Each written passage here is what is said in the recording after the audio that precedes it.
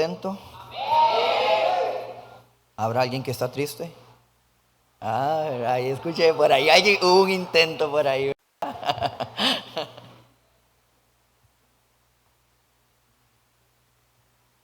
Bueno, soy bendecido por estar acá en la casa de Dios con usted. Amén. Usted, pues échele la culpa a la pastora porque estoy yo. Pero yo estoy muy contento de verdad de ver a cada persona de este lugar que con cariño lo saludan a uno, que con cariño le abrazan. De verdad me siento muy contento y muy gozoso de estar aquí con ustedes. Amén. Yo no sé usted, yo no merezco estar acá. Siempre tenemos que entender que no somos merecedores de nada de lo que Dios nos da ni nos permite hacer por Él. Nada nos hemos ganado. Yo no he ganado nada. Yo estoy en la misma lucha y en la misma carrera y en la misma pista de obstáculos que usted se encuentra. Y a veces voy a brincar un obstáculo y no brinco correctamente y me caigo. Ustedes han visto como hacen a veces unos atletas que a veces y se llevan. A veces me corresponde también. Sin embargo, la misericordia de Dios. Diga conmigo, la misericordia de Dios. Dice la palabra que a veces hay nodos cenagosos donde nosotros nos empezamos a hundir y a hundir por diferentes cosas de la vida. Pero Él está pacientemente y dice que Él se arrodilla, extiende su mano y me saca del lodo de la desesperación. Cuando usted se sienta desesperado, cuando usted se sienta con afán, cuando usted se sienta con ansias, cuando usted se sienta que las cosas no están, dice la palabra en el Salmo, Él se inclina a mí, escucha mi voz, me saca del pozo de desesperación y pone una canción nueva en mi vida. Amén. Esa es el amor y la bondad de Dios. Así que yo estoy aquí simplemente por obra, gracia y misericordia de Dios y obviamente también por la voluntad de mis pastores, a quienes amo. ¿Cuántos pueden saludar a la pastora Carmen, al pastor Oscar? Saludos, pastores. Saludos. Amamos a los pastores, ¿verdad? La mitad de la iglesia los ama. Pastora, no escuche esto porque se te quiebra el corazón. Amamos a nuestros pastores. ¿Habrá alguien que los extrañe? Pero sabemos que ellos están cumpliendo una labor muy importante también donde están. Amén. Y nosotros acá estamos simplemente tratando de cubrir el espacio vacío tan grande que dejan en la iglesia. Amén. Proclamas proféticas. Hoy es la número 12 y la última. Vean ustedes cómo me dejaron esto. Me dejaron la última. Y yo dije, Señor, hay que cerrar con broches de oro. ¿Han sido bendecidos? Yo he sido muy bendecido. Ustedes me dicen, pastor, pero yo los veo por el Facebook. Yo a veces sigo a la pastora mía, yo sigo las palabras que él ya también está ministrando, porque también ministran a mi vida. Me tocó dar la número 10. Sí, a mí me tocó dar la número 10 y ahora me corresponde la número 12. Con el tema, y recibiréis poder. ¿Cuántos en esta iglesia quieren recibir poder? ¿Cuántos saben que ya tienen el poder? Cuando usted salga de acá, usted va a darse cuenta que usted tiene poder. Amén. Esta palabra, o esto que quiero hablarles, lo tengo preparado desde el día martes, miércoles, de algo que Dios me ha estado ministrando mucho este tiempo atrás. De verdad, mi corazón se compungía escribiendo y estudiando la palabra acerca de lo que les quiero hablar. Cada vez que el Espíritu me iba dando y dando, yo iba diciendo, Señor, Padre, ¿Cómo nos cuesta? Así que usted no se va a enojar conmigo, ¿verdad que no? Ay, solamente usted, gracias, ya me perdonaste. Bueno, ya una persona me perdonó. Las demás iglesias, por favor, no se enojen conmigo. La iglesia de Cristo es necesario que comience a ser protagonista en esta nación, en este país y en esta ciudad. La iglesia de Cristo no nació para estar en cuatro paredes. Las cuatro paredes han sido el obstáculo muchas veces de la iglesia para poder salir a las naciones. Amén. Así que quiero que abramos la palabra de Dios. Y me voy a conectar ahora, van a verlo y lo van a notar con algo que Chenito, hasta con el texto nos vamos a conectar ahorita más adelante. Y yo dije, vamos bien. Hechos capítulo 1, versículo 8. Pero recibiréis poder. ¿Cuántos quieren poder? ¿Cuántos saben que el poder de Dios está en usted?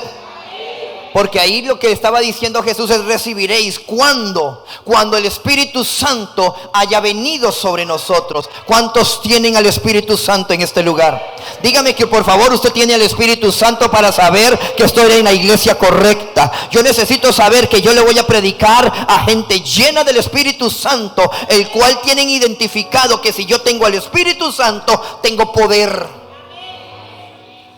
Y me seréis testigos en Jerusalén, en toda Judea, en Samaria. ¿Y dónde más? Y en Limón. Y en Limón, hasta lo último de la tierra. O sea que Limón está incluido, ¿verdad que sí? Quiero hablar en esta noche, o en este día, perdón, es que ayer prediqué allá y estoy acostumbrado a predicar de noche. Quiero predicar en este día acerca de algo que debe ser la normalidad en la iglesia. Cuando yo me refiero a iglesia, yo no estoy hablando a esta pared, ni a esta pared, ni allá. Yo estoy hablando a usted y a mí. Usted es, ayer les decía a la iglesia, usted es templo. Dice la palabra del Señor que nosotros somos el templo del Espíritu Santo. Pero cuando el templo se junta con otro templo y se junta con otro templo, se convierte en iglesia. Un conjunto de templos hacen una iglesia. Usted es templo en plural, iglesia, templo en singular y iglesia en plural. Amén.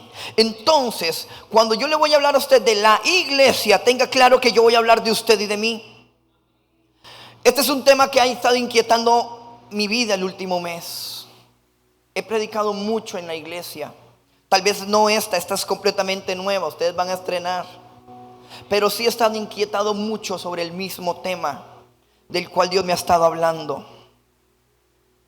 Dice la palabra del Señor que cuando Jesucristo caminaba aquí en la tierra, tuvo 3 años de un ministerio glorioso, poderoso, maravilloso. Y una de las misiones que Jesús tenía no era solamente morir en la cruz del Calvario. Hubiera sido muy fácil para Jesús si era solamente morir, nada más bajaba siendo adulto, moría y resucitaba y listo, ya acabó todo. Pero Jesucristo no solamente dijo, yo necesito ir a morir por la gente.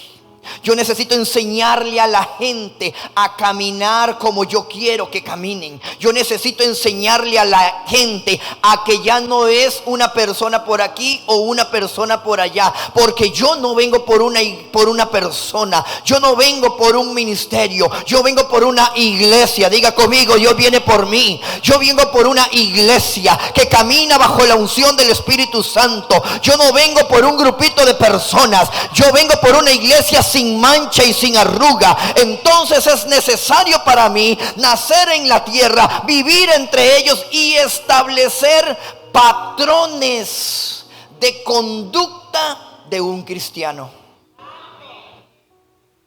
El trabajo de Jesús en la tierra fue establecer lo que él denominaba su iglesia.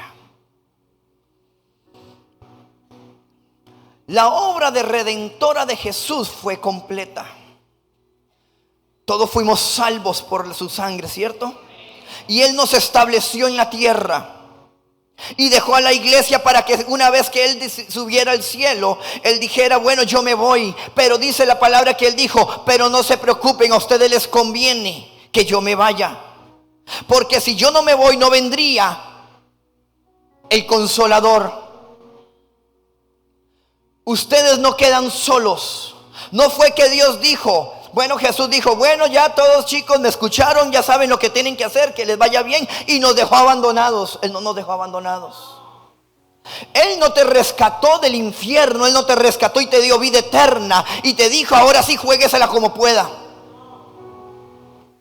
Jesucristo no vino a la tierra a redimir al mundo. Y Dios dijo: bueno, tú eres mi hijo, váyase a la tierra, ve a ver qué hace con ese montón de gente.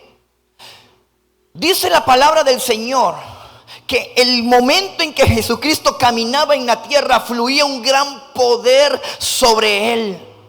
Y dice la palabra del Señor también que cuando Jesús sube y deja a la iglesia, deja a la persona del Espíritu Santo, no deja a la iglesia para que se la jugara solo, lo deja acompañado, lo deja bien capacitado. No fue como así como que yo agarro un soldado y lo voy a mandar a un campo de batalla y lo dejé sin armas para ver qué hace. Cristo nos armó. Diga conmigo: me armó. Me puso la AK-47, me puso la otra por aquí, me puso una aquí, me puso un cuchillo acá, me puso la guerra, la fatiga, me hizo todo. Yo estoy armado hasta los dientes.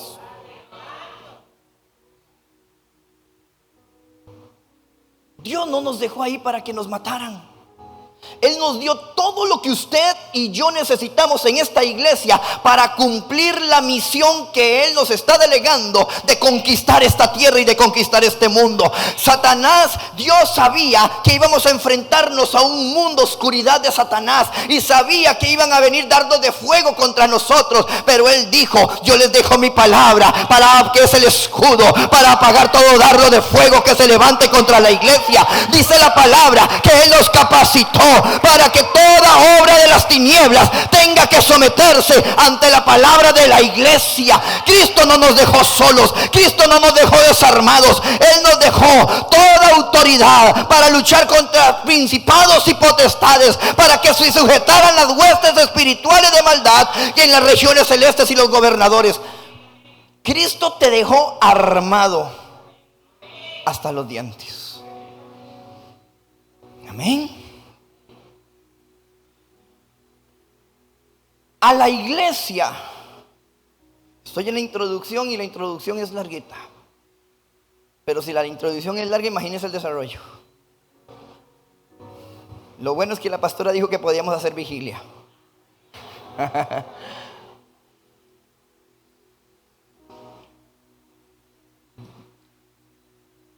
La iglesia le fue otorgada la autoridad para fluir en el poder, no en cualquier poder, sino en el que fluía en el mismo Cristo.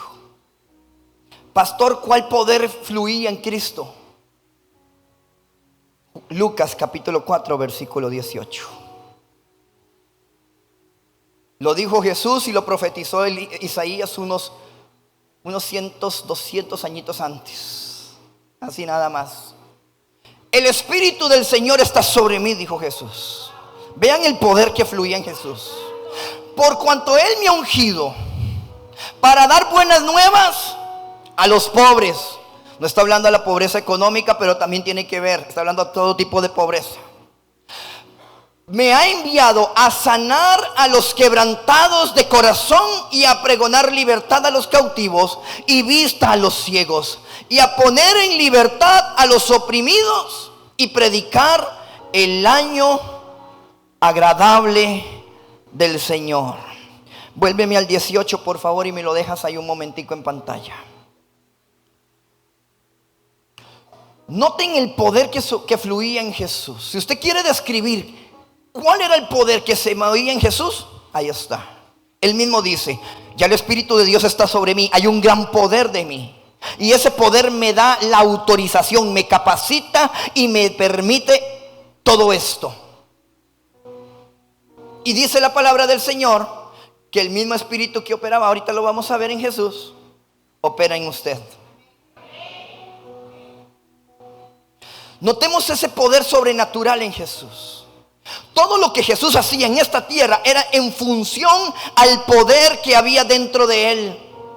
Entonces, para Jesús era muy fácil encontrar pobreza espiritual en la gente de ese tiempo y moverse en su espíritu y en la unción que tenía para venir a buscar a las personas que se creían nada, que tenían una pobreza y una limitación espiritual, para darles una salida, para darles un camino, para decirles: no se preocupen, ustedes eran pobres, pero ahora yo los voy a hacer ricos, yo los voy a hacer juntamente conmigo herederos y coherederos de las cosas de Dios. Hay una esperanza para el que cree que no tiene nada. Jesús se movía en un espíritu donde le podía decir a la persona que nadie lo quería ver porque era el mendigo del lugar y estaba ciego o estaba cojo, y Dios tenía la capacidad de sacar de esa pobreza espiritual a cualquier persona y decirle: levántate, toma tu lecho, anda, no importa lo que diga la gente, el que esté libre de pecado que tire la primera piedra. Jesús tenía la capacidad y la unción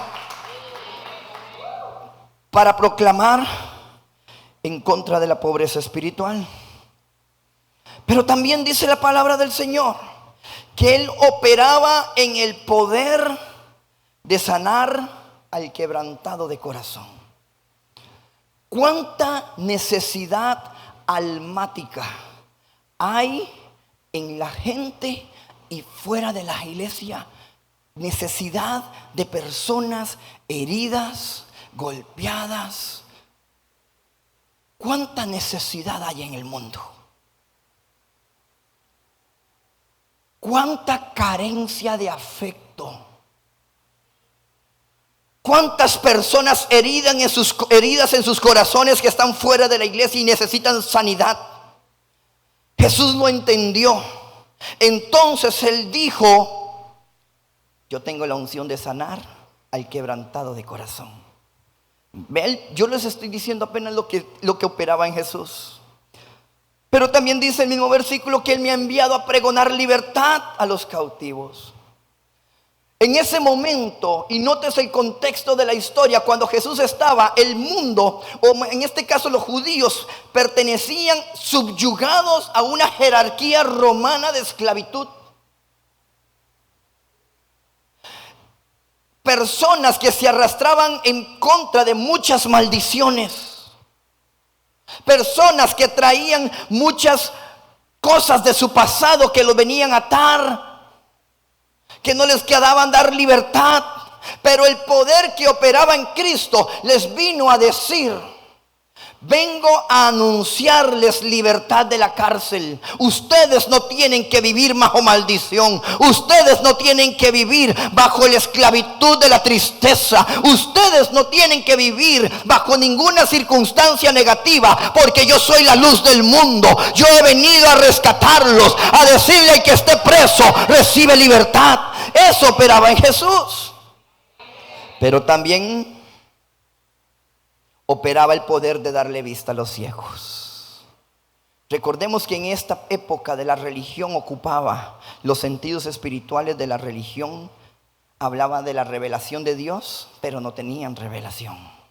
En esos tiempos donde los judíos tenían sinagogas y centros de oración y adoración, hablaban de la revelación del Espíritu de Jesús, de la revelación del Padre. Pero cuando la revelación del Padre se hizo carne y se vino para la palabra profética de donde ellos predicaban la revelación, no entendieron la revelación, porque la religión opaca la revelación. Una persona religiosa no puede ver revelación de parte de Dios. La revelación personificada en una persona física se paró delante de la religión, y la religión no entendió lo que había delante de suyo. Era nada más y nada menos que la revelación de la palabra, y entonces crucificaron y mataron la revelación. Entonces Jesús viene a la tierra, pero no viene con las manos vacías. Él viene completamente equipado con todo lo necesario para ganar una batalla espiritual. Es tan poderoso el poder que operaba dentro de Cristo, que dice la palabra que Él exhibe públicamente. Yo quiero, ¿cuántos tienen buena imaginación aquí? Porque yo me lo imaginé de la siguiente manera. Dice la palabra del Señor que Jesús se puso en el podio, en el primer lugar de los ganadores. Cuando ustedes están en las Olimpiadas, el primer lugar, en el podio, y agarró la cabeza de Satanás. Y dice la palabra que la exhibió públicamente, la puso al infierno y le dijo: infierno, aquí está su Satanás. La enseñó a la gente y le dijo públicamente: les estoy exhibiendo la cabeza del diablo. Se la enseñó a los ángeles y al Padre: Padre, aquí está la cabeza del diablo, públicamente triunfando sobre todos ellos en la cruz del Calvario. Si a usted no lo emociona eso, yo no sé si usted entiende la revelación de que en ese momento el infierno que existía quedó destruido. Denle un golpe a la persona que está a la par, que usted vea que no está funcionando.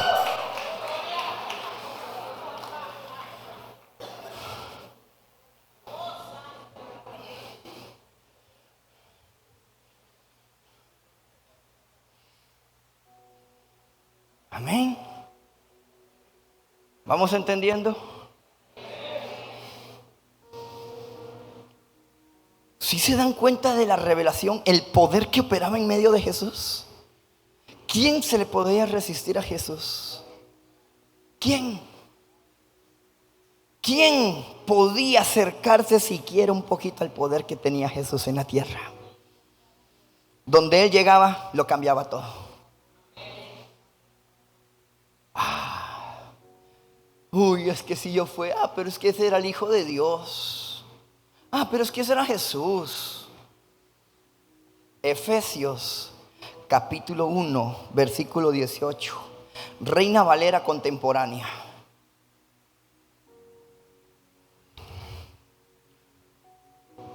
Dice la palabra, y póngale mucha atención, porque esto fue lo que a mí me dijo.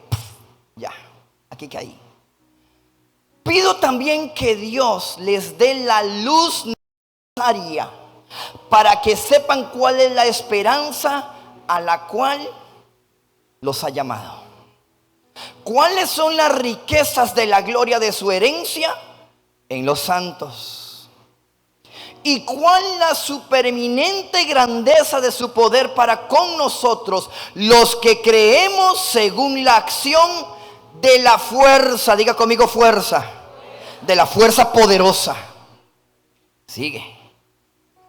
La cual operó en Cristo. Vean que me está hablando de la fuerza poderosa que operó en Cristo. Y que esa misma fuerza resucitó a Cristo de entre los muertos y lo sentó a su derecha en los lugares celestiales, muy por encima de todo principado, de toda autoridad, de todo poder y señorío, y por encima de todo nombre que se nombre, no solo en este tiempo, no solo en el tiempo que Pablo estaba escribiendo, sino también en el venidero, sino también en el año 2025, en todo tiempo.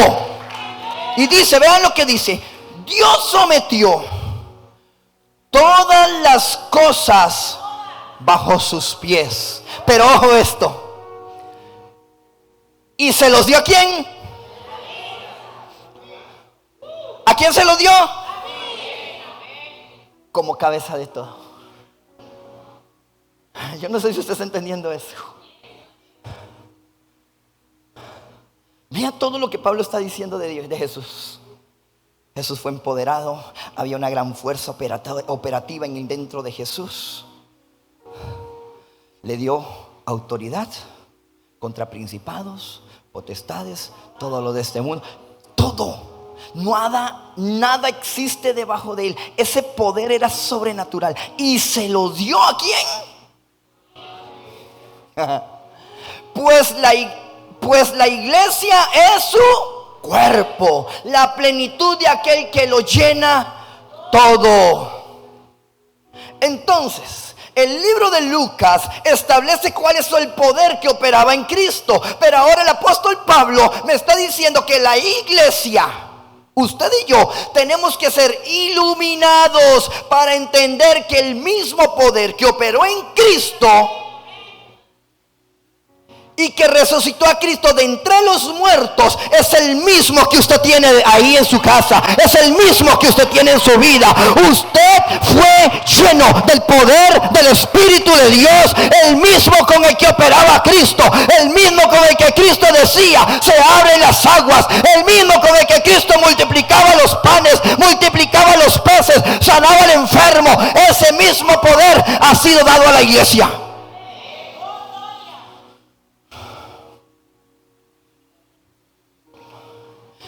Y termina diciendo el versículo: toda la plenitud de su gloria. Ahora, ya vimos la parte bonita. Ahora los voy a meter así a los teólogos de la iglesia, a los grandes estudiosos de la palabra de este lugar. Les voy a hacer preguntas. ¿Por qué la iglesia de Cristo, si tiene ese legado tan grande, y Pablo me está diciendo que lo tenemos nosotros también, tenemos el poder para conquistar, tenemos el poder para sanar, tenemos la esencia de Cristo en nuestra vida? ¿Por qué la iglesia de hoy es tan limitada y ha carecido de poder? Y hemos visto cómo las tinieblas poco a poco han estado tomando el control del mundo político, moral, social, religioso, económico. ¿Qué pasó? ¿Qué pasó? Vean todo lo que Pablo está diciendo de la iglesia, de usted y de mí. Yo estoy hablando ahorita portadores, pero eso es toda la iglesia universal. Tenemos el poder que operaba en Cristo, y el mismo que levantó a Cristo entre los muertos está en usted y en mí. Fue dado a la iglesia. ¿Por qué la iglesia está tan limitada en estos tiempos? ¿Me lo pueden contestar? Si lo único que puede detener las tinieblas en este mundo se llama la iglesia, ¿por qué no estamos cumpliendo la función? ¿Por qué la iglesia de Cristo de este tiempo ha sido encuevada en 4 paredes? Metamos a la iglesia esos aleluya panderetas que gritan y abran pero hagamos algo. Vamos a meterlo en 4 paredes en un edificio, y que ahí canten, que brinquen, que salten, que proclamen, que le notifiquen al diablo. Pero dejémoslos ahí quietitos. Y aquí tenemos cultos llenos de poder, llenos de unción, llenos de gloria. Pero después de estas 4 paredes estamos perdiendo el mundo.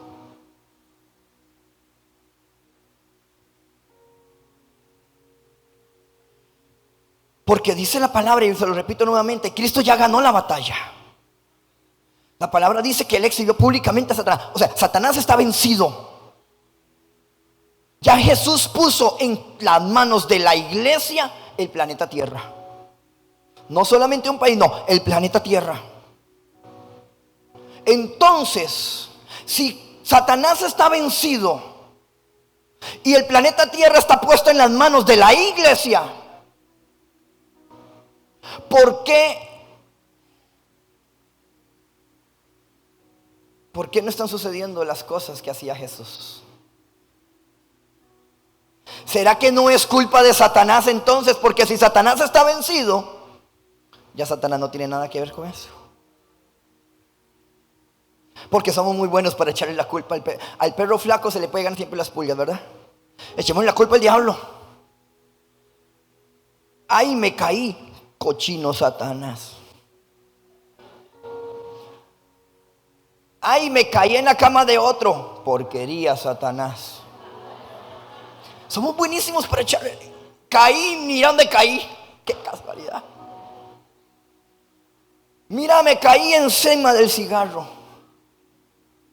Me caí y me atajó una botella del Águila Negra fría.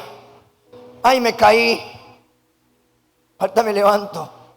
El problema es que a veces no se levantan. Entonces, Satanás está vencido. Entonces no significa que Satanás está ganando la batalla porque él está haciendo algo, porque ya le está vencido. Sino que nosotros como iglesia le estamos entregando el control a las tinieblas del mundo que ya Cristo había conquistado. Dejemos de echarle la culpa al diablo. La iglesia misma se encargó de entregarle el control a Satanás.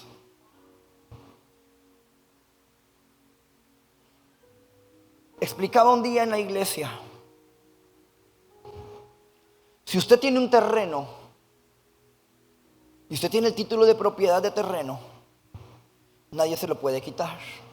Y pueden entrar un montón de precaristas a hacer tiendas ahí, que si usted se va al gobierno, contrata abogados, como todos los que hay aquí, ¿verdad, Yanis? Ella le ayuda. Contrata abogados para que nadie se le meta y todo eso. Eso es un comercial pagado.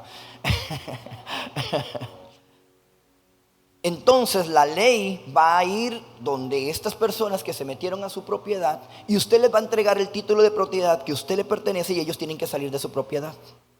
Es así, ¿verdad? ¿Cómo funciona la ley? Ah, bueno. Entonces, ¿quién tiene derecho legal sobre la tierra? ¿Satanás o usted? Si Dios dice que usted ya usted es dueño de todo. Jesús la ganó por ti y te la doy a ti. O sea, Jesús se ganó el derecho legal de todo y se lo dio a la iglesia. Entonces, ¿por qué Satanás tiene derechos legales en algún momento? Porque la iglesia se la entregó. La única manera de que Satanás tenga un derecho legal sobre algo es porque la iglesia se lo permite. La única manera de que un precarista tenga un título de propiedad, de mi propiedad, es porque yo se lo firmé y se lo regalé. No he empezado a predicar, aunque usted no lo crea, y eso no es en broma, es en serio, no he empezado. Esto es una introducción, porque yo necesito meter esto para lo que quiero hablarte. La iglesia de hoy se sorprende cuando hay un milagro. Se levantó el cojo. ¡Oh!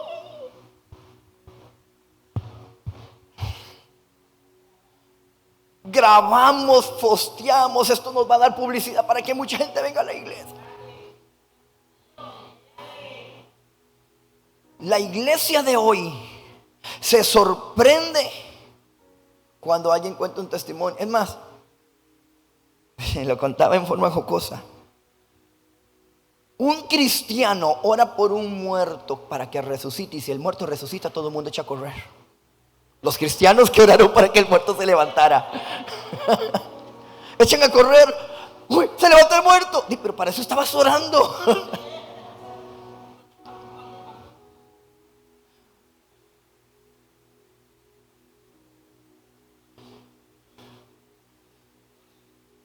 Los ungidos de Jehová, esos que usted conoce. Soy el ungido.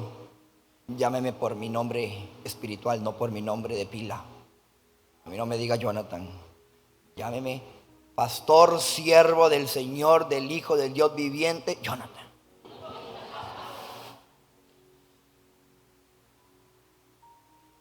Para los ungidos de Dios hoy, la unción es más fácil demostrarla diciéndole a la gente: así dice el Señor, que decirle a una persona: no tengo oro ni plata, pero lo que yo tengo te doy. En el nombre de Jesús, levántate y anda. Es más fácil profetizar que hacer un milagro. ¿Qué es eso de que la unción es solo para andar profetizando?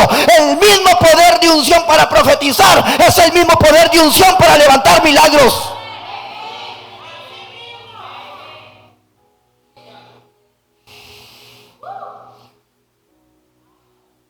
Basado en todo lo que yo les acabo de hablar, es que quiero empezarle a predicar en este día con una proclama profética: y recibiréis poder. Mi proclama para esta iglesia es que será revestida de poder para ir a toda la nación. Será un faro que alumbre todas las comunidades, que verán que el poder de Cristo estará sobre este lugar, que nada ni nadie podrá levantarse ante un grupo de personas llamada iglesia, que se expande, que crece, que lleva el poder de Dios a su casa, que lleva el poder de Dios a las familias, que lleva el poder de Dios a sus trabajos y a sus negocios. Mi proclama profética para ti es: y recibiréis poder.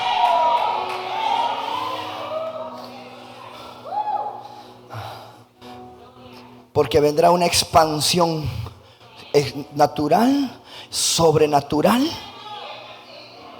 en el nombre de Jesús. Entonces, Jesús le trasladó a la iglesia su poder. Y si fue real, no fue que Jesús dijo: ahí les dejo todo mi poder, toda autoridad me he dado en el cielo y en la tierra, en el nombre de Cristo, vayan y hagan todo lo que tengan que hacer, ahí se los dejo. Claro, Jesús ya fue y a quien le podíamos reclamar. Pero no, si fue real. Dice la palabra del Señor que cuando vino el Espíritu Santo a la tierra, en una casa, en el libro de Hechos capítulo 2, allá en un lugar alto, una casa alta que estaba en altura, estaban todos unánimes orando, clamando, buscando a Dios. Y dice la palabra del Señor que después de que vino el Espíritu Santo, era demasiado fácil hacer una predicación en las plazas y 3,000 personas se convertían en un solo tiro. Eso fue lo que pasó con Pedro. Primera predicación: qué nervioso estoy, es que es la primera vez con tanta gente. Pedro predicó con poder, 3,000 personas se convirtieron de un día para otro. Si era verdad que el poder de Dios cayó sobre la iglesia, porque dice la palabra que los discípulos, inmediatamente llamados apóstoles en ese momento, comenzaron a sanar enfermos, comenzaron a predicar la palabra. La gente se llenaba de la gloria de Dios, la gente se convertía, comenzaban a ver milagros, señales, resucitación, había de todo. Es más, era tan evidente el poder de Dios que estaba en los apóstoles, que dice la palabra de Dios en el libro de Hechos que la gente sacaba a sus enfermos y los ponía a la orilla de la calle, y dice la palabra que Pedro pasaba y con la sombra de Pedro la gente se iba sanando. El mismo poder que operaba en Cristo empezó a operar en la iglesia. El mismo poder que operaba en Jesucristo comenzó a caer también sobre los que llevaban la iglesia.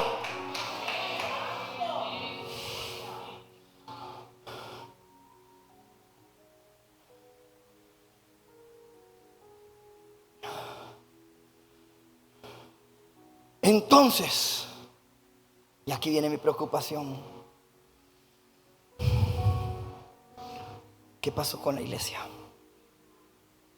Chenito, ¿qué pasó? Porque yo paso mi sombra y ni las cucarachas corren ya y se quedan. ¿Qué pasó con la iglesia? Esa no fue la iglesia que nos legaron. Esa no fue la iglesia que me demostraron que tenía que estar. ¿Qué pasó? ¿Será que Jesús le quitó el poder ya después de que, bueno, ya Pedro, ustedes ya lo hicieron muy bien, vamos a quitarles el poder para que ahora sí se la jueguen solitos? ¿Será que Jesús dijo eso? Pero Pablo me está diciendo en la palabra que el poder de Dios que le dejó a la iglesia era para el tiempo presente y para todo el tiempo venidero hasta la venida de Cristo. Entonces no nos lo ha quitado. El poder está. Es como que yo tenga este teléfono. Usted sabe que el iPhone inteligente, que es más inteligente que las personas que lo usan, porque yo no le saco ni siquiera el 60% de lo que el teléfono tiene la capacidad de tener. Usted le usa WhatsApp, usted le usa fotos, usted le usa Facebook, Instagram. Usted usa la parte vaga del teléfono. Pero el teléfono tiene unas capacidades tan grandes. Aquí puede trabajar el ingeniero, el arquitecto, el abogado, el doctor, todo. Hay programas diseñados para el teléfono. Entonces, no es que el teléfono solo me sirve para el Facebook y para el Instagram. Es que solamente para eso lo estoy usando. Y ni siquiera me dio curiosidad de indagar qué cosa importante yo puedo usar con él. Como quien le dan las llaves de un carro pero no sabe manejar.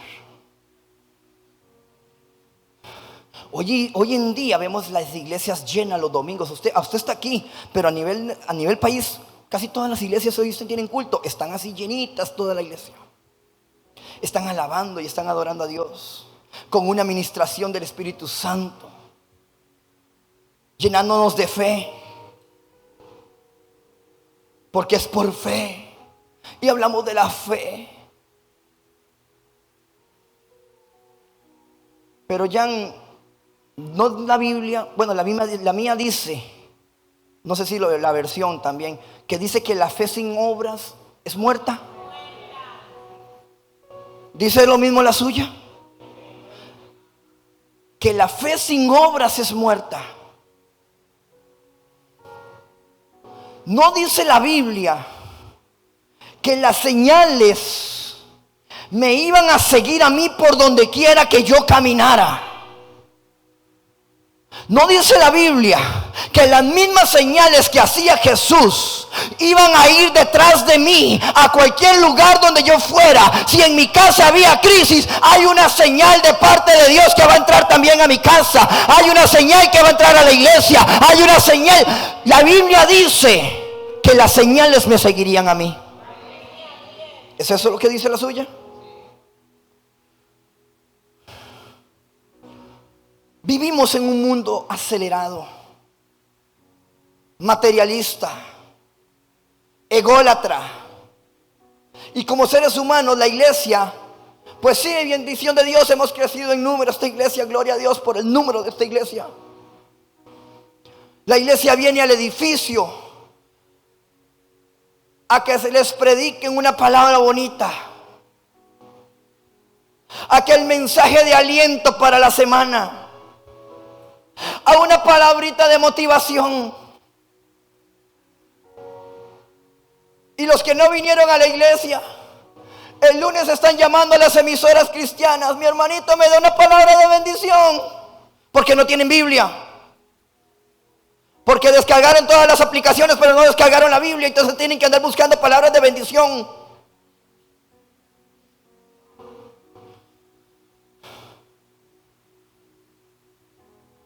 Yo sé que todos en las iglesias entienden que Jesús es el camino.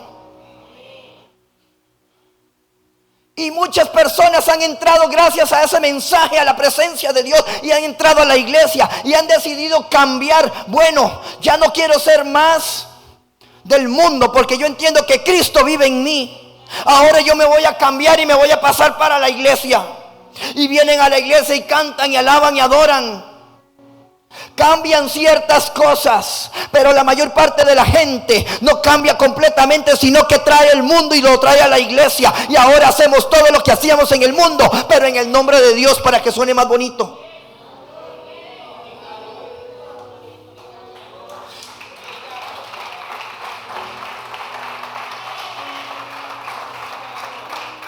Queremos traer la ropa del mundo. Queremos traer la música del mundo. Queremos traer los ritmos del mundo con letra cristiana nada más para... Somos una iglesia que no somos religiosos, ¿sí? Lo que no está entendiendo la iglesia es que están cambiando de bando y se están metiendo a la iglesia, pero no están cambiando su corazón.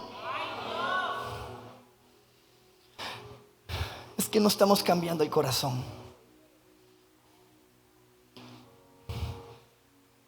dejamos de hacer ciertas cosas y venimos a la iglesia y no sentimos arrepentimiento, sentimos remordimiento de conciencia. Y cuando usted siente remordimiento de conciencia, 2 días deja de hacer lo que estabas haciendo, pero al tercer día sigues y vuelves a caer en el mismo hueco, porque solamente un corazón arrepentido, solo una vez un corazón que realmente se doblegue delante de la presencia de Dios y se quiebre, arrepentido es el que Dios cambia.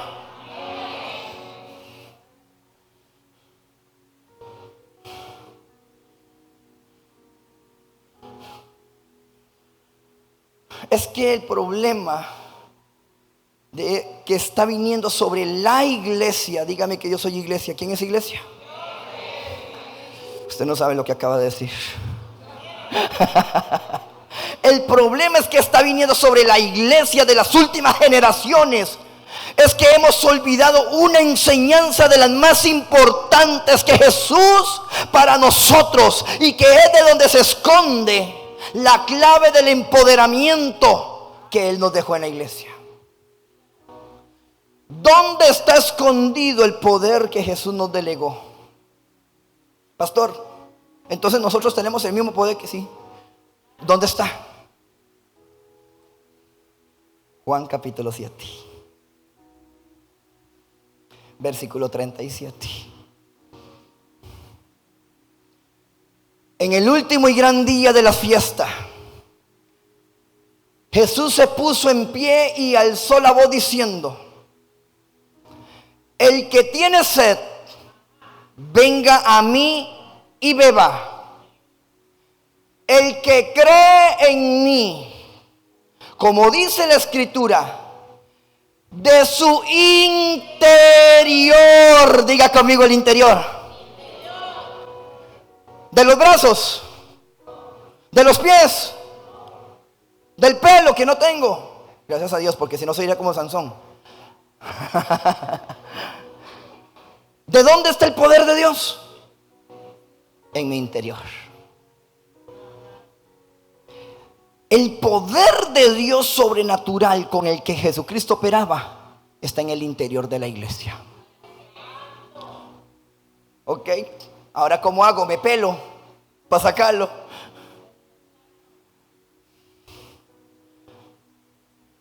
Recuerde que la Biblia, y usted lo sabe muy bien porque aquí se enseña, la pastora es experta en esto, nos habla de que usted y yo somos tripartitos. Usted es espíritu, alma y cuerpo. ¿Dónde está el espíritu? En el interior. ¿Qué es lo que tiene el poder de Dios? El espíritu tuyo, porque ahí lo sopló el Espíritu Santo. Pero recuerda que su espíritu está envuelta por algo que se llama alma. Y alma está envuelta por esta cosa fea que se llama cuerpo.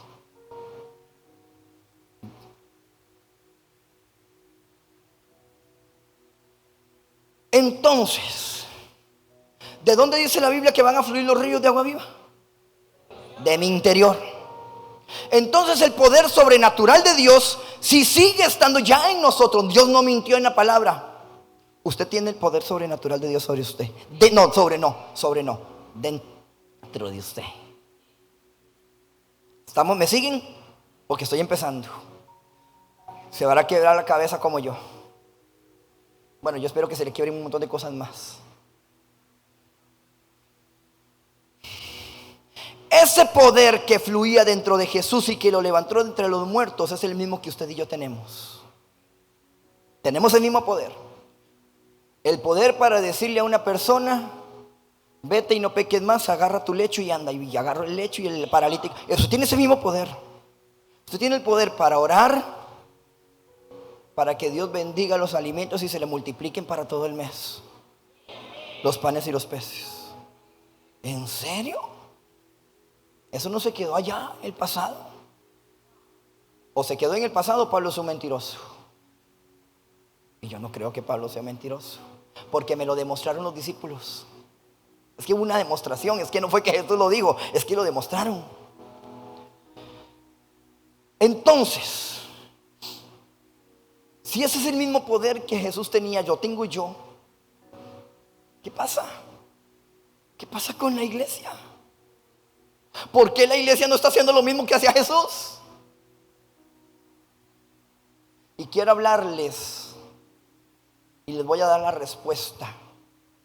Y aquí es donde yo quiero que el Espíritu Santo ministre su vida. Aquí es donde el Espíritu Santo tiene que ministrar a la iglesia. Porque la iglesia tiene que tener poder. Pero no es poder entre nosotros, es poder entre las tinieblas. Entre nosotros es muy fácil decir que yo soy empoderado. Vaya, empodérese delante del diablo. Ahí es donde tenemos ese poder. El poder no es para pegarle 4 gritos a la otra persona de la iglesia. El poder no es para pegarle 4 gritos al esposo o a la esposa o a los hijos. El poder que tú tienes que demostrárselo a Satanás. Vamos a hablar unos minutos sobre la semilla del trigo. Entonces Jesús es tan consecuente.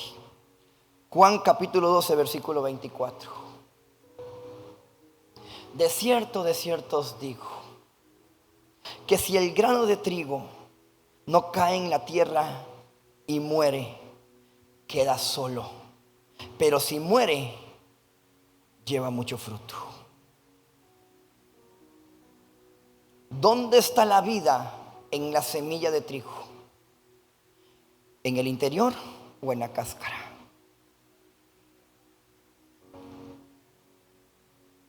La semilla de trigo por sí sola es algo insignificante que no sirve. No vale nada, no vale la pena. Es una cáscara dura, casi que impenetrable. Mientras esa cáscara no se rompa, el trigo no va a poder brotar ni va a poder crecer. Qué lindo es Jesús, ¿verdad? Es que nos dejó todas las claves. Mientras que ese grano de trigo siga conservando su cáscara, el poder de la vida que va a crear una planta gigantescamente grande y lleno de fruto no va a salir. Ciertamente les digo que si el grano de trigo no cae en la tierra y muere, ¿dónde se produce la muerte de la semilla?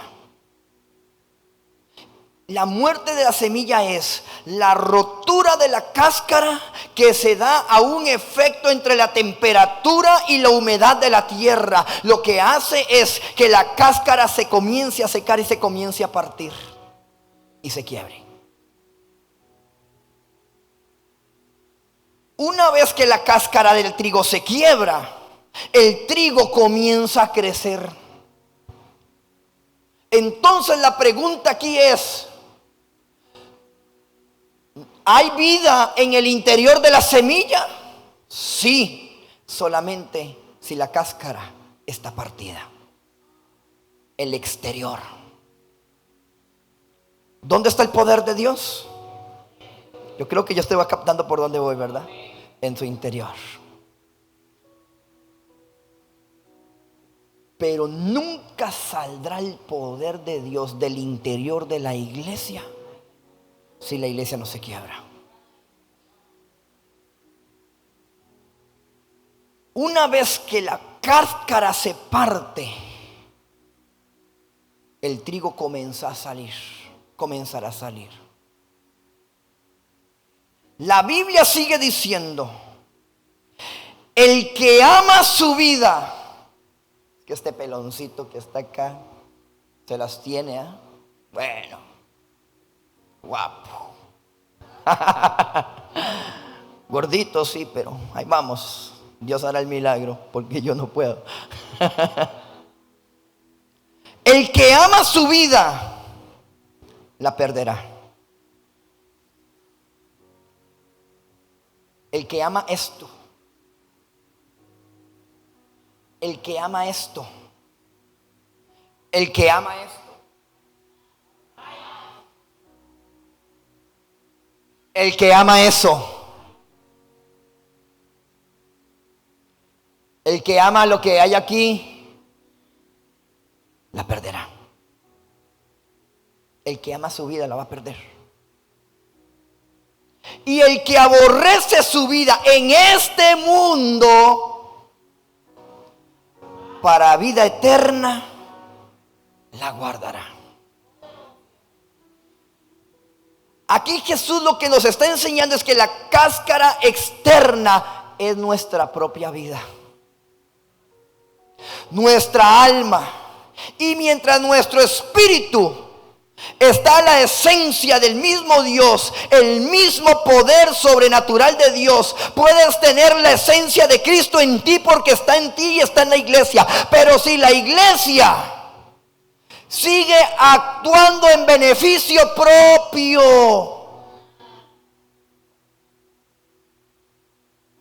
yo voy a la iglesia si la pastora me saluda, si no me saluda ya yo no vuelvo a ir.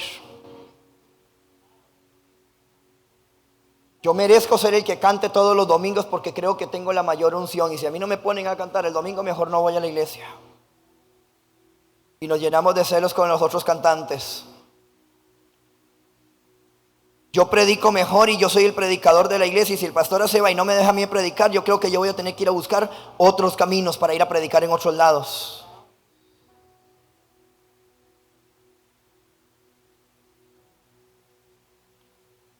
Es que a mí me gusta que cuando me llamen de servidor estar ahí a la parte, al frentico, porque a mí cuando me ponen allá atrás siento como que me están escondiendo.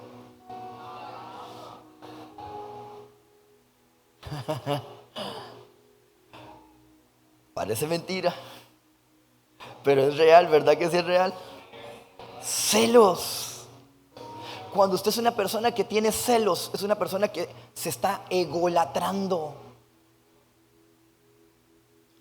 Cuando usted es una persona que anda compitiendo para ver quién es mejor que otro y para ver si soy más protagonista en la iglesia que otro, usted está más vivo que nunca, no aprendió a morir. Entonces el poder de Dios que está sobre usted, el que está dentro de usted, está ahí metido, pero nunca lo vas a sacar. Por más bonito que prediques y por más bonito que cantes. Hay muchos buenos predicadores y muchos buenos cantantes que son solamente eso, buenos cantantes y buenos predicadores, pero no está brotando lo que está interior, el poder de Dios. Hay muchas iglesias hermosas, lindísimas, que cantan, que alaban, que gritan, que dan gloria a Dios, aleluya, danzan, enseñan, hacen encuentros y todo, pero no están reflejando poder. Porque está escondido en el interior. La única manera de que la iglesia de Cristo, de que usted y yo podamos desarrollar el verdadero poder de Dios que hay dentro de nosotros, es a través del quebrantamiento. Está la clave. Todo lo que les he dicho para llegar a esta palabra. El quebrantamiento. Pero cuando nosotros le decimos al Señor quebrántame, no es una expresión evangélica nada más, Señor quebrántame. No, no es eso. Porque muchos oran, Señor quebrántanos, quebranta la iglesia. Qué fácil decirlo. Pero las mismas personas que están pidiendo que Señor quebrántame son las mismas personas que están levantándose con espiritillos raros ahí medio chuquis.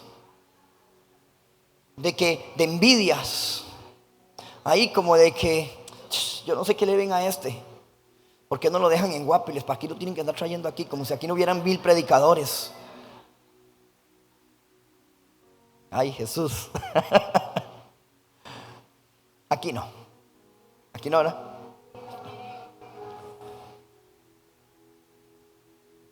No es una expresión nada más. No es una doctrina o una frase evangélica. Es de suma importancia. SOS, que la iglesia de Cristo sea realmente quebrantada. Mateo capítulo 16, versículo 24.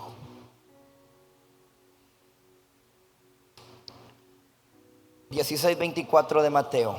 Entonces Jesús dijo a sus discípulos: si alguno quiere venir en pos de mí, Niéguese, ¿a quién? A sí mismo. Tome su cruz y sígame. Deje de querer pasar por el aplauso de la gente. Como les decía a la iglesia, deje de querer desfilar en la iglesia encima del pollino y que la gente le eche palmas, y aprenda a caminar en la vía dolorosa, camino al Calvario, con la cruz del Calvario. Aunque está difícil, yo voy a caminar por ahí. Hubo más victoria en Jesús en la cruz que en el camino de la entrada a Jerusalén. Hubo más victoria en Cristo cuando caminó hacia la cruz que cuando la gente le aplaudía. Pero todos queremos aplausos. ¿Cuánto tiempo me queda? 40. No se ríe, es en serio. Dígame que sí. Usted tiene aire acondicionado. Usted no se puede quejar. Usted tiene aire acondicionado, sillas bonitas. Usted puede pasar aquí 6 horas. No, usted no está ahí así como a veces estamos nosotros allá. Y gracias a Dios así ya sí estamos bien. Pero usted no está ahí. Quíteme, pastor, rápido. No, usted está aquí súper cómodo. Usted sale de aquí, sale a almorzar con mucha hambre, mejor todavía. Ore por mí para que Dios ya me está. Yo como que se dando hambre, yo también ya. Pero no, vamos a seguir. Negarse a sí mismo tiene que ver en que tú dejas de ser la persona más importante para ti mismo. Va contrario a ese montón de ideologías raras y extrañas de que me tengo que dar valor personal. Yo soy lo mejor de este mundo.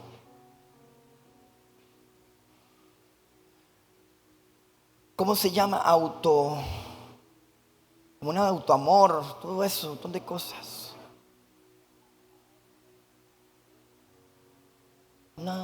Yo me amo, yo me adoro, nadie está por encima de mí, soy lo mejor que el mundo, la cosita más linda que soy.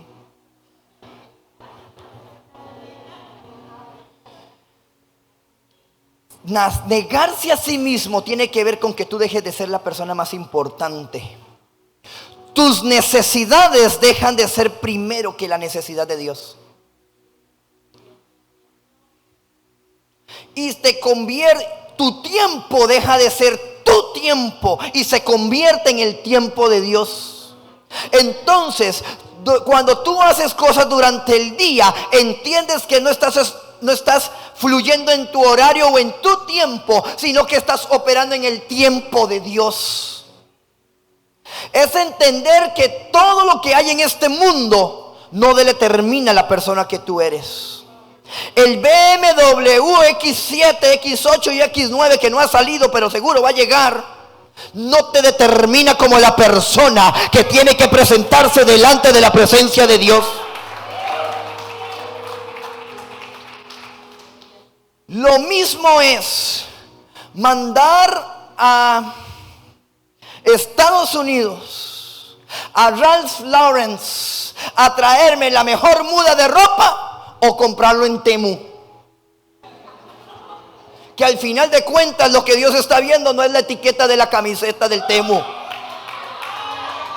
es lo que yo le estoy presentando a Dios.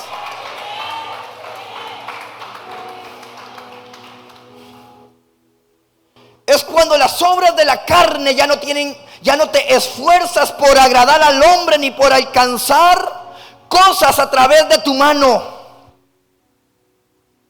porque sabes que todo está en la mano de Dios y depende de Él. Si la pastora me dice: Jonathan, ¿podrías venir a predicar el domingo? Con mucho gusto, pastora. Pero si la pastora me dice: Jonathan, quédate allá en Guapilitos, muy bonito estás. Está bien, pastora.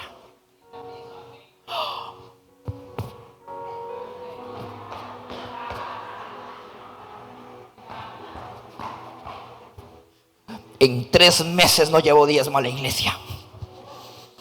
¿Qué es eso? Aquí no, pero en otras iglesias. berrinches espirituales.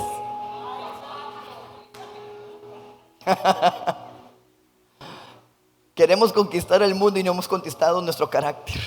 ¡Ay, Dios!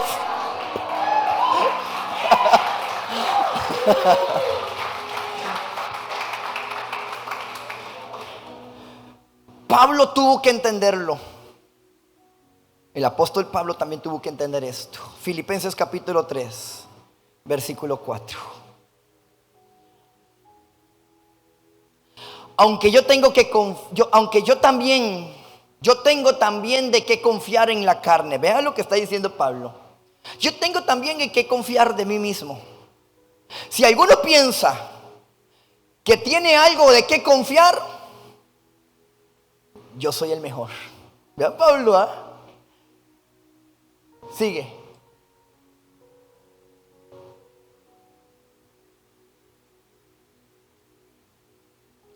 Y empieza a traer el currículum vitae. Soy circuncidado al 8º día.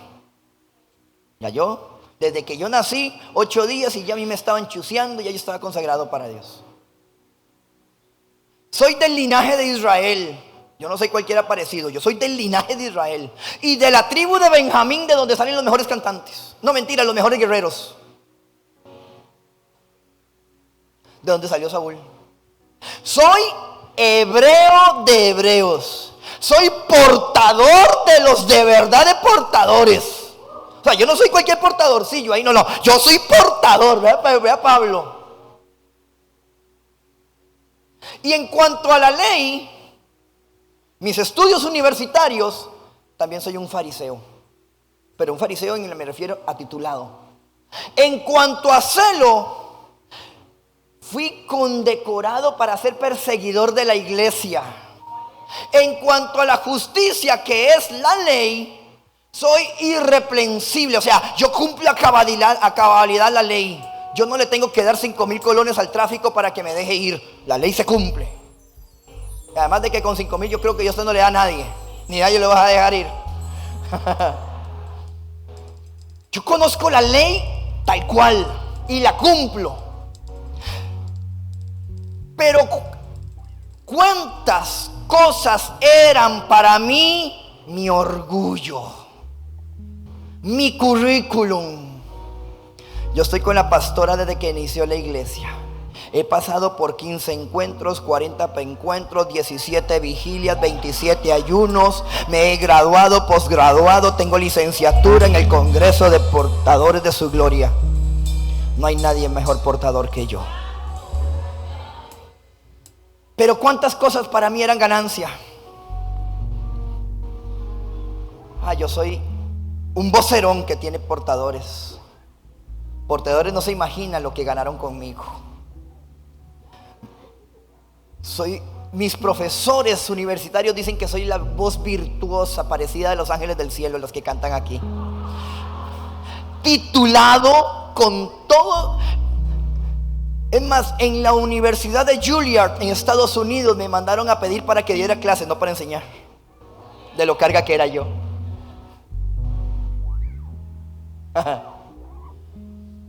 Pero cuántas cosas eran para mi ganancia. Ahora yo las he estimado por pérdida por amor a Cristo.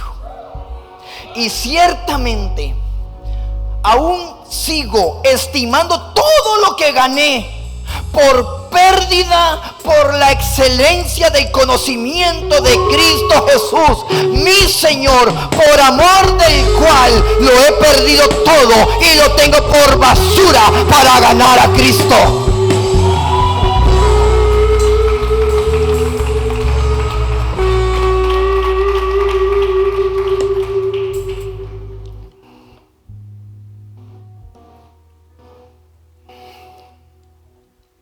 No me presionen.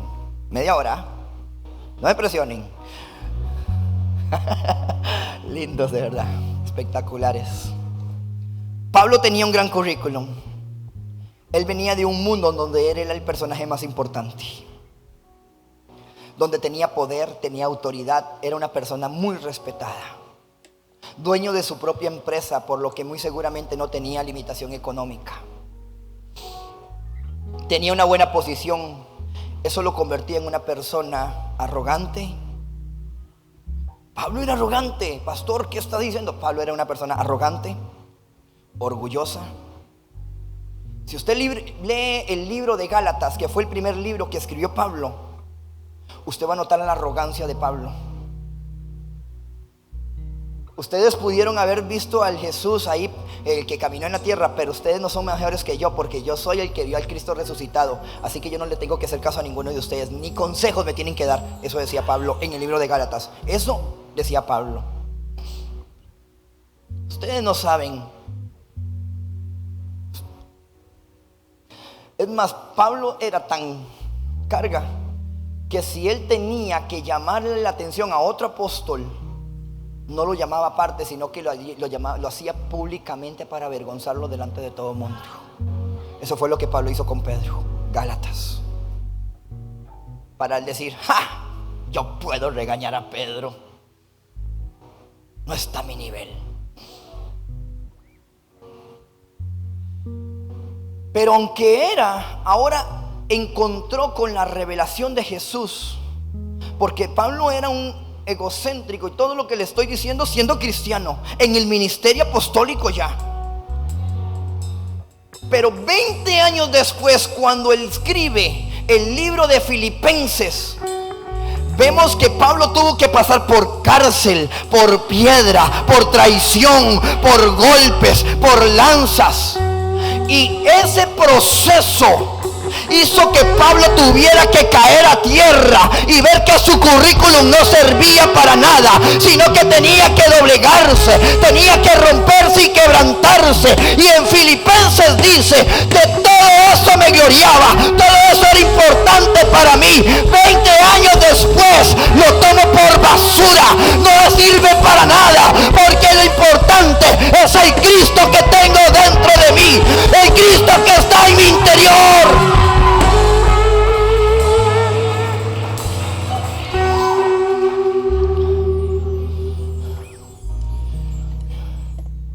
Ser quebrantado es tener en más estima mi vida en Dios que mi vida fuera de Dios. Hay personas que vienen al evangelio y antes eran capos de la droga. Y yo me recuerdo, y usted habla con ellos en una plática entre cristianos. No, yo era buenísimo en la droga, y usted siente como que la está disfrutando todavía. No, valore lo que usted tiene hoy y tome lo demás por basura. Que antes usted se portaba mal, eso no tiene que ser orgullo para ti, tiene que ser vergüenza. No es que te tengas que sentir avergonzado, es que es algo que dices: yo todo esto lo dejé atrás porque encontré la verdad, porque encontré a mi Cristo. Esto fue tiempo perdido. Si yo pudiera retroceder el tiempo, yo no haría lo que hice en ese momento. Pero ahora Cristo vive en mí, todo queda en la basura.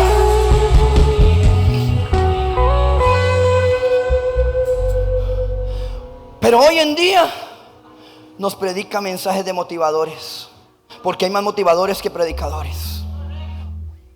Y nos dicen: usted, mujer, es reina o reinita, empoderada, merece el mundo, las naciones, el cielo, el universo y todo. Y no acepte menos que eso. Usted es reyes y sacerdotes, pero en la mano de Dios, no en este mundo. Pero a veces lo que hacen los motivadores es querernos levantar el ego para que usted ande como pavo real con el pecho abierto y mediando la cola. Llegué, soy la hija de Dios. Al Hijo de Dios lo escupieron, al Hijo de Dios lo maltrataron, al Hijo de Dios le vinieron a levantar calumnia. Usted no espere alcanzar algo diferente, porque el camino, el que no toma la cruz de Cristo, el que no toma el vinagre que Cristo tomó,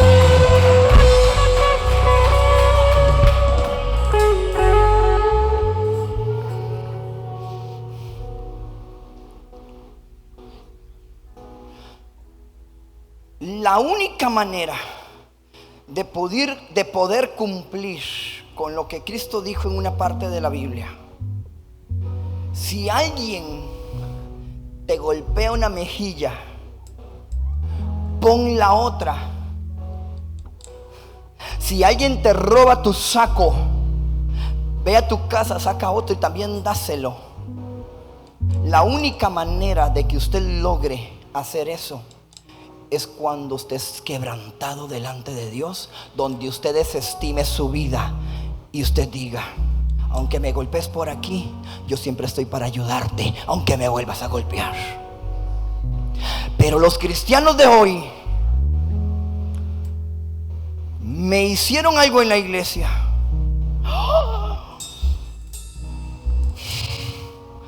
Y dicen, porque lo hacen cristiano, obviamente somos cristianos, entonces tenemos que espiritualizarlo: que la venganza del Dios viviente caiga sobre ti. Dios vengará.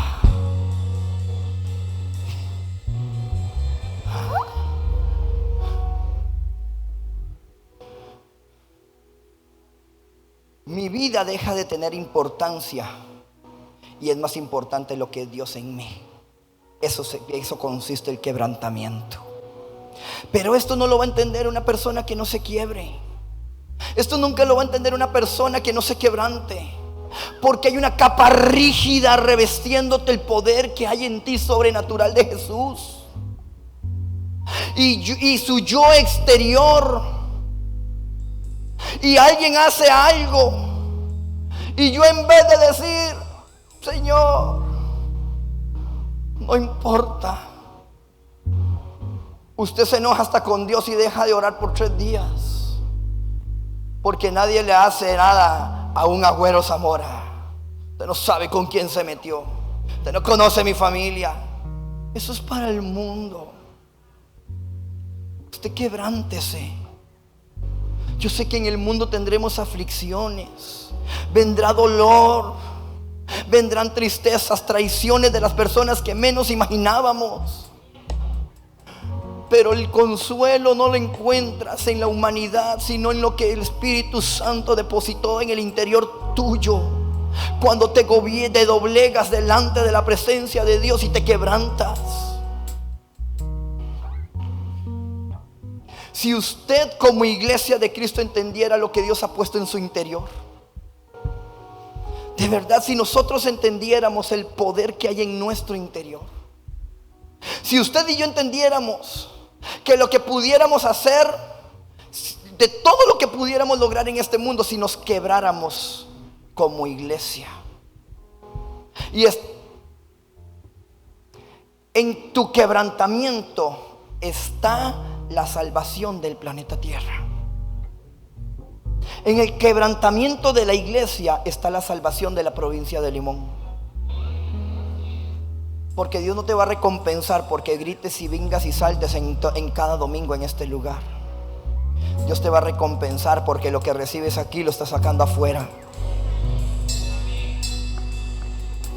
Marcos 14:3. Corro. Dice: pero estando él en Betania, Jesús, en casa de Simón el leproso, y sentado a la mesa, vino una mujer con un vaso de alabastro de perfume de nardo puro y de mucho precio, y quebrando el vaso de alabastro, se lo derramó sobre su cabeza. Dios utiliza el término puro para mostrar que el nardo se trataba de algo espiritual. Pero si el vaso de nardo no es quebrado, nunca va a fluir lo que está en su interior.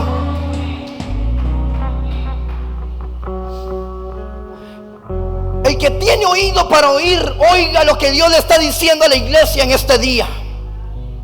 Dios depositó en usted y en mí el poder que también fluía dentro de Jesús. Dios vio en nosotros un depósito para su poder sobrenatural, para que permaneciera en la iglesia. Usted y yo somos la respuesta a este mundo. Usted y yo tenemos las respuestas al que se quiere suicidar, al que se quiere drogar, al alcohólico, al homosexual. Usted y yo tenemos. las respuestas. Dentro de usted hay una fuente de poder sobrenatural que está luchando por salir. Esa es la demostración divina de Dios que sigue vigente el día de hoy.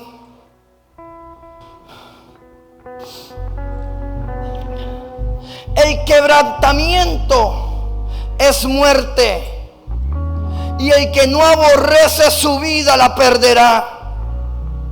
Pero a veces nos creemos tan buenos predicadores que yo merezco estar en ese campo.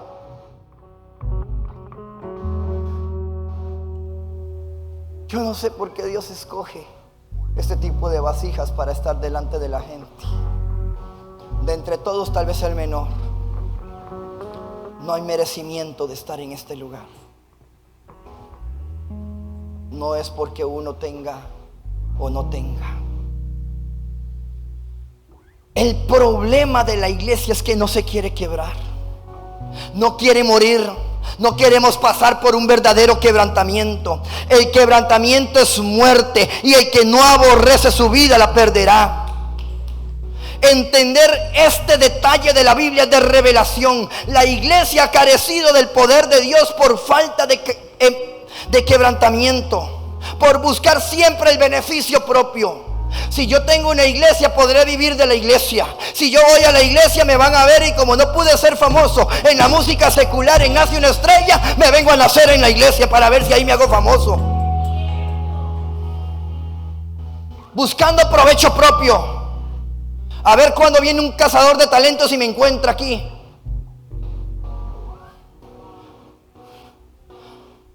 Pero Pablo dijo: ya no vivo yo, ahora es Cristo el que vive en mí. ¿Alguien sabe que ya usted no vive, que es Cristo el que vive en usted? ¿Usted cree que si Cristo vive en usted, usted tiene que seguir siendo una persona peleona, que se baja de la cruz cada vez que algo no sale bien? ¿Quién está viviendo? ¿Es Cristo o es usted? Porque si está saliendo del tubo que debería salir agua dulce, está saliendo agua salada. El problema es que lo que tienes en la fuente de alimentación no es dulce, es salado. Porque de Cristo solo puede brotar cosas buenas, no brotan cosas malas y negativas. Téngame paciencia. Ahora me agarra del pelo más tarde. Pero venimos a la iglesia ante Dios con un currículum. Venimos a la iglesia e inmediatamente debo mostrarle el currículum a la pastora. Pastora, yo hablo 7 lenguas espirituales diferentes. Tengo 15 revelaciones por semana. Básicamente el concepto espiritual de encuentro usted lo va a encontrar en mi vida. Los ángeles se tienen que callar porque no le llegan a la voz que yo tengo cuando alabo a Dios.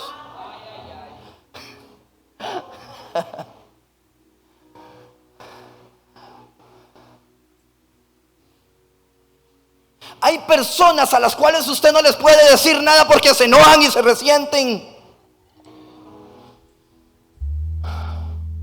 Hay gente que quieren al pastor para que lo abracen y para que le profeticen, pero no quieren al pastor para que te discipline, para que te enseñe, para que te instruya, para que te llame la atención. Si quieres al pastor que te abraza, tienes que querer también al pastor que te llama la atención. Hay que me corrija. Voy terminando, ahora sí ya. No porque quiera, sino porque me siento obligado. Veamos el caso de Nicodemo. ¿Saben quién es Nicodemo? Todo yo sé que la iglesia sabe quién es Nicodemo. Nicodemo era uno de los principales y más estudiosos de la Torá. Se sabía la Torá así. Leía Proverbios, leía Isaías, leía todo. Era un respetado religioso judío y predicador y maestro de las sinagogas. El currículum que tenía Nicodemo era inmejorable. Pero cuando Jesús viene y le habla a medianoche y le dice: es necesario que nazcas de nuevo, el erudito bíblico no lo entendió. No lo entiende. ¿Por qué?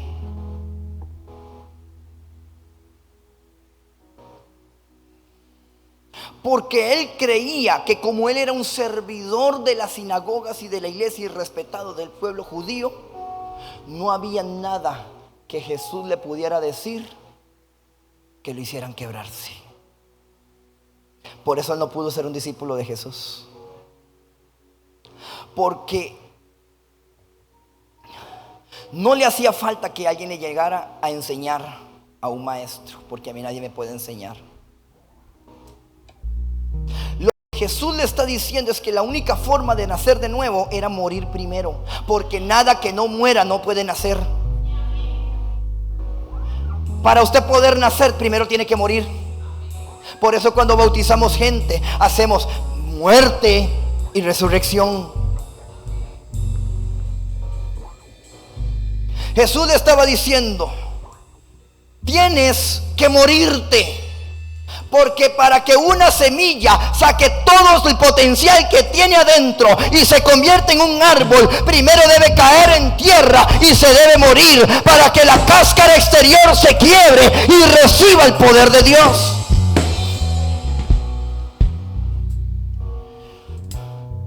Póngase de pie. Si usted no se pone de pie, sigo, entonces así me siento más presionado. Y tengo hambre. Entonces,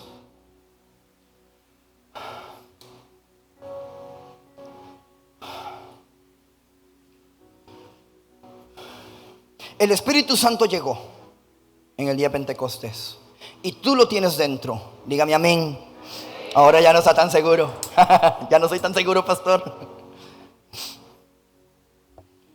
Pero ¿qué está deteniendo que tú puedas sacar lo que tienes dentro? ¿Qué está deteniendo a la iglesia de Cristo para poder sacar ese poder y que lo pueda ver la humanidad? Cuando la iglesia de Cristo entienda que un jardín, antes de ser jardín, tiene que ser un cementerio.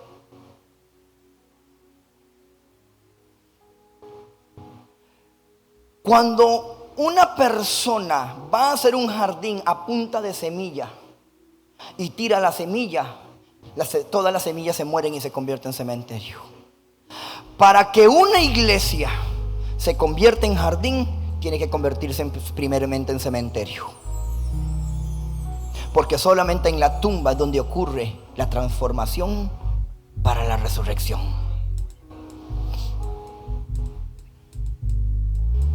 Entonces, cuando la iglesia de Dios entienda que tenemos que quebrar esta capa dura, es cuando nadie podrá detener a la iglesia, y las tinieblas no solamente van a huir de los cuatro paredes, sino que van a huir del limón y van a temblar.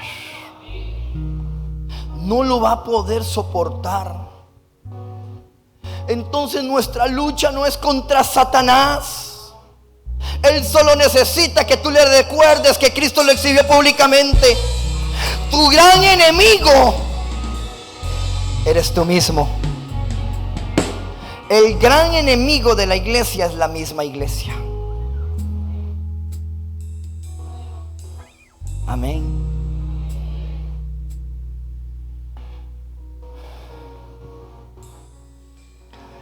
Tienes que morir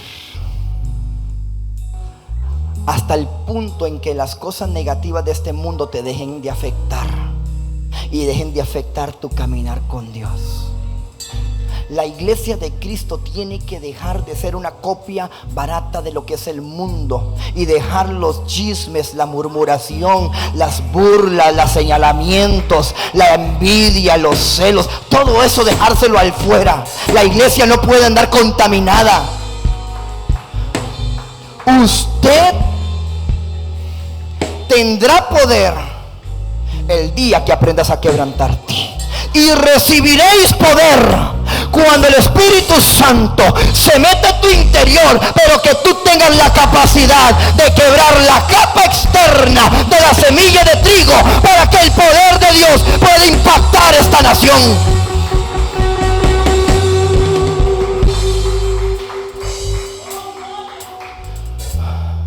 Gente que se muera. Cuando usted le pregunten, ¿y de qué se trató la iglesia hoy? Me dijeron que me tenía que morir. Porque mientras que yo esté vivo, Cristo no podrá vivir en mí. Mientras que yo siga persiguiendo las bendiciones del mundo en vez de seguir las bendiciones de Dios, y dependiendo de lo que el mundo me quiera dar en vez de lo que Dios me quiera dar, yo no voy a conseguir sacar lo que hay en mi interior.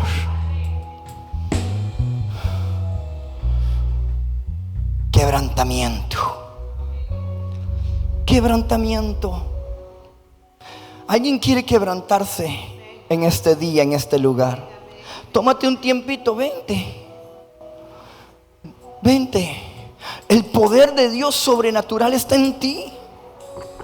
No tienes que pedirlo, ya tú lo tienes. Lo que tienes que hacer es renunciar a ti mismo.